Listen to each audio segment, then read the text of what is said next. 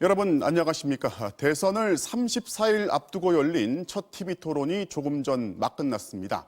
어느 후보가 어떤 발언을 했는지 또 어느 후보들끼리 어떤 사안으로 충돌했는지 주제별로 또 쟁점별로 정리해 드리겠습니다. 먼저 부동산 정책을 둘러싼 발언과 공방을 김정인 기자가 보도합니다. 대선 후보 TV 토론의 첫 주제는 부동산 대책이었습니다. 첫 발언에 나선 민주당 이재명 후보는 대대적인 공급 확대를 강조했습니다. 대대적 공급 확대를 위한 정책이 제1순위가 될 것입니다. 대대적인 공급 정책을 제일 먼저 시행하겠습니다. 국민의힘 윤석열 후보는 현 정부의 부동산 정책 실패를 문제 삼았습니다. 민주당 정권의 그 부동산 반시장적인 부동산 정책으로 인해서 주택 가격이 수직 상승했고 젊은 층들이 영끌 매수를 해왔습니다. 국민의당 안철수 후보는 이재명 후보가 현 정부의 후계자 아니냐며 공세를 펼쳤고 이 후보는 현 정부가 미흡했던 부분을 인정하며 새로운 이재명 정부를 만들겠다고 맞섰습니다. 부동산 정책에 대해서 몇 점 주시겠습니까? 점수를 숫자로 먹이기는 어려운데 매우 잘못된 부족한 정책이었다. 사과드렸습니다. 그럼 집값이 폭등한 원인은 뭐라고 생각하십니까? 공급 부족에다가 수요가 왜곡돼서 그렇겠죠. 이재명 후보는 국민의힘이 개발이익 환수제를 막고 있다며 윤석열 후보를 견제했고 윤 후보는 대장동 문제를 거론했습니다.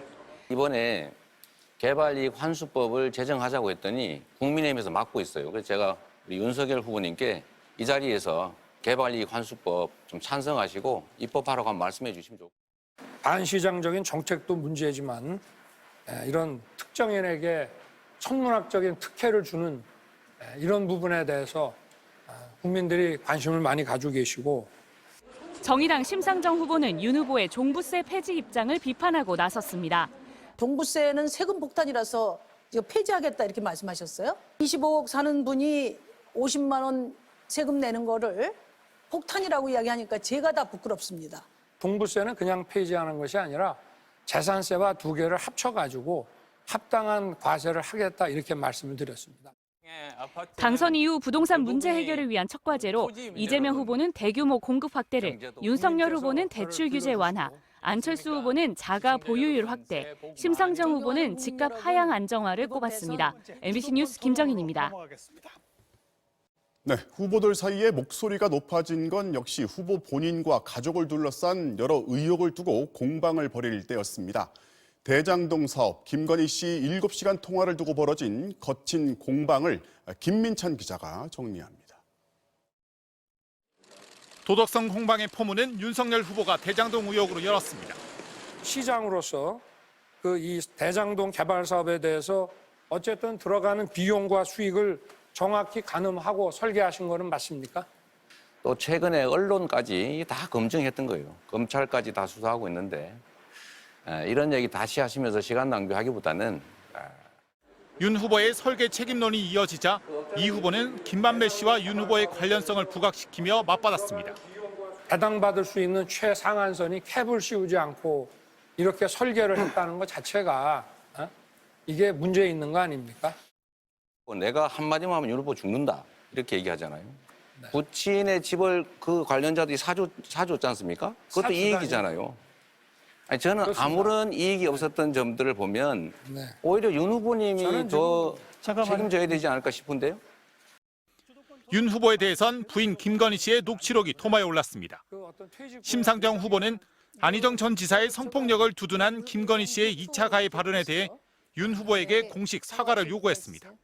2차 가해 등 이렇게 여러 고통을 받고 있는 피해자 김지은 씨한테 이 자리를 빌어서 정확하게 사과하실 용의가 있으십니까? 제가 수차 그것뿐만이 아니라 그러니까 이 자리에서 김지은 씨한테 정확하게 사과하실 용의가 있으세요? 이거 사과하겠습니다. 네, 하시죠. 아내도 공적인 위치에 있으니까 제가 사과를 드리겠습니다. 네. 이재명 후보는 주도권 토론에서도 코로나 대책과 미래 산업 등을 거론하며 민생 문제를 강조한 반면 윤석열 후보는 대장동 의혹을 집중적으로 제기해 차이를 보였습니다. MBC 뉴스 김민찬입니다.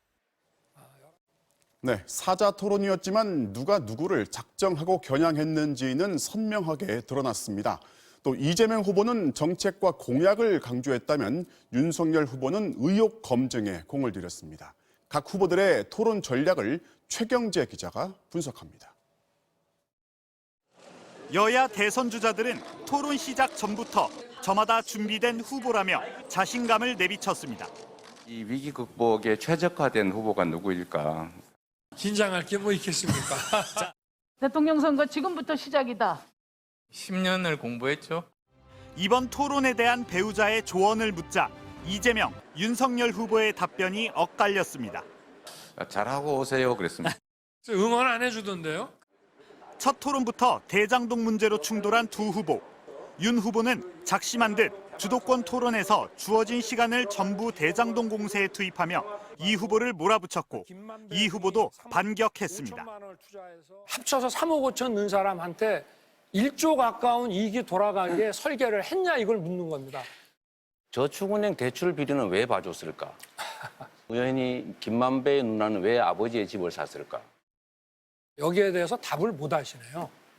여기는 특검 뽑는 자리가 아닙니다. 아니, 이재명 후보는 네거티브 공방 대신 민생에 집중하겠다며 윤 후보의 추경 의지에 진정성이 없다고 지적했습니다. 35조 원 추경하자라고 말씀을 하시면서 다른 예산 확정된 거 깎아서 해라 이렇게 말하면 옳지 않은데 저희는 제대로 된 그 안을 내놓으라 이겁니다. 안철수 후보는 윤석열 후보를 상대로 정책적 우위를 보여주려는 듯 잇따라 단답성 질문을 던지는 모습이었고 혹시 윤 후보님께서 청약 점수 만점이 몇 점인지 아십니까? 40점으로 알고 있습니다.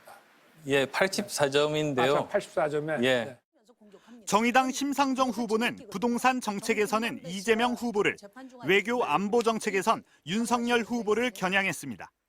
공공주택에 관심 갖고 계신지는 몰랐어요. 아, 그래요? 왜냐하면 대장동 사업에서 보면 성남시 임대아파트를 한 채도 안 지으셨잖아요. 그래서 아무래도 제가 오늘 공공주택은 그 여쭤보려고 기초단체에서 했습니다. 만들 수 있는 것은 아니고 시종일관 신경전이 팽팽했지만 안철수 후보의 연금개혁 주장을 두고는 모든 후보들이 올바른 방향이라며 공동선언 추진에 공감하기도 했습니다. MBC 뉴스 최경재입니다. 외교 안보 분야에서도 논쟁이 뜨거웠습니다. 윤석열 후보의 대북 선제 타격론을 두고 윤 후보는 평화를 위한 방법론이라고 주장한 반면 다른 후보들은 군사적 긴장만 키우는 무책임한 발상이라고 반박했습니다. 이어서 신수아 기자입니다. 이재명 후보자가 첫 발언자로 나선 외교안보 주제 토론은 윤석열 후보가 제기한 사드 추가 배치를 놓고 후끈 달아올랐습니다. 이재명 후보는 사드 추가 배치는 표를 의식한 안보 불안 조장이라고 비판했고 윤석열 후보는 위험을 줄이기 위한 조치라고 반박했습니다. 브룩스 전 주한미군 사령관도 추가 사드 필요 없다 이렇게 말을 했는데 왜 그 말씀을 계속해서 그거는 제가 보기에 잘못 알고 이거 계십니다. 안보 불안을 조성해가지고 표 얻으려고 경제 망친다는 지적이 있는데 어떻게 생각하세요? 안보가 튼튼해야 주가도 유지가 되고 이 대한민국의 이 소위 말하는 어떤 국가 리스크라는 것이 이제 주는 거고요. 일단은 설전은 선제 타격론으로 이어져 윤 후보는 꼭 필요한 무장 억제라고 주장한 반면 다른 후보들은 대통령이 언급하기엔 무책임한 강경론 아니냐고 비판했습니다. 이 킬체인은 전쟁을 억제하고 평화를 지키기 위해서 하는 것이고 그 적극적인 의지를 우리가 드러내는 것, 천명하는 것 자체가 전쟁을 막는 것이죠. 그러니까 그거는 이제 대통령의 언어가 저는 아니라고 생각하고요. 선제 타격은 곧바로 전쟁으로 가는 거거든요. 대중국 정책의 기조인 이른바 산불 정책을 놓고선 유지해야 한다는 이 후보와 굴욕적이라는 안 후보가 맞섰습니다. 세 가지 한국 정부 입장이다 이렇게 이해해 주시면 좋을 것 같고요. 저는 적정하다고 생각합니다. 거기다 중국과의 경제 협력 관계 때문이죠. 그런데 그 산불 자체가 너무나 문제가 많은 것 아닙니까? 우리가 자주 국방, 자주권을 잃어버린 그런 정도의 아주 심각한 수준의 그런 이야기들입니다. 저는 안보에 대한 생각의 차이는 주변국 정상들 가운데 누구부터 만날 것이냐는 답변에서도 드러나 이재명 후보는 실용 외교가 중요하니 상황에 맞춰 가장 효율적 상대를 만나겠다고 답했고 윤석열, 안철수 후보는 미국부터, 심상정 후보는 북한부터 만나야 한다고 밝혔습니다. MBC 뉴스 신수아입니다. 북한이 SLB 네, 오늘 토론은 일단 여기까지 정리를 하고요. 이재명 후보의 부인 김혜경 씨를 둘러싼 과잉 의전과 법인카드 유용 의혹 파장이 커지고 있습니다. 부인 김 씨는 물론 이 후보도 사과를 했고 법인카드 의혹은 감사를 요청했습니다. 보도에 김지경 기자입니다. 경기도 성남의 한우 음식점. 지난해 4월 경기도청 비서실 7급 직원 A씨는 이 식당에서 소고기 안심 4팩을 구입했습니다. 총무과 5급 공무원 배모 씨의 지시 때문입니다. 10만 원치 해달라고 그래요. 10만 원치? 네, 안심으로 잘라달라고 그래요. A씨는 배 씨가 지목한 식당에서 11만 8천 원을 자신의 카드로 결제한 뒤 고기를 순회동 이 후보 부부의 자택에 전달했다고 주장했습니다.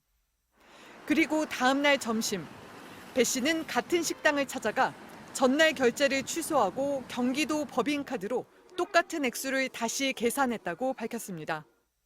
배 씨의 SNS 메신저 지시를 보면 전에도 비슷한 방식으로 결제했음을 암시하는 대목이 나옵니다. 내가 그 카드깡 했을 때 그게 20만 원 넘은 적이 없어, 그 집에서. 같은 방식으로 한우와 초밥 등 김혜경 씨의 물품을 도청 법인카드로 10여 차례 이상 구입했다는 게 A씨의 주장입니다. 또 다른 대화에선 사모님 호르몬 약을 알아봐 달라고 배 씨가 지시하자 A씨가 다른 비서 이름으로 처방전을 받아 약을 대리 수령하고 김 씨 자택에 전달한 정황도 있습니다. A씨는 그 밖에도 김 씨의 문진표 작성과 빨랫감 처리, 배달 음식 전달 등 각종 사적 업무를 배 씨의 지시를 받아 처리해왔다고 주장했습니다. 당초 배 씨는 이 같은 폭로를 허위 사실이라며 부인했고 민주당도 비슷한 입장이었습니다. 문제제기했었던 퇴직공무원 분의 주장이 사실이 아닐 것이다. 이렇게 지금 보고 있는 거죠. 하지만 증빙 자료들이 계속 공개되자 결국 배 씨는 이 후보 부부에게 잘 보이려고 누구도 시키지 않은 일을 요구했다고 밝혔고 김혜경 씨도 공과 사를 가려야 했는데 배 씨와 친분이 있어 도움을 받았다며 사과했습니다. 이재명 후보도 직원의 일로 심려를 끼쳐 죄송하다며 도지사 때 부적절한 법인카드 사용이 있었는지 철저히 감사해달라. 문제가 있으면 규정대로 책임지겠다고 밝혔습니다. 국민의힘은 의약품 대리 처방이나 법인카드 유용 의혹은 위법이라며 이 후보 부부와 배 씨 등을 검찰에 고발했습니다. 음식물을 사면서 카드 바꿔치기를 하는 것은 국가의 공금을 사적으로 사용하는 행위입니다. 모두 범법 행위인 것입니다. 또 김혜경 씨의 공개적인 사과를 요구하는 한편 직장 내 갑질 방지 대책인 김혜경 방지법도 조만간 발의하겠다며 공세를 폈습니다. MBC 뉴스 김지경입니다.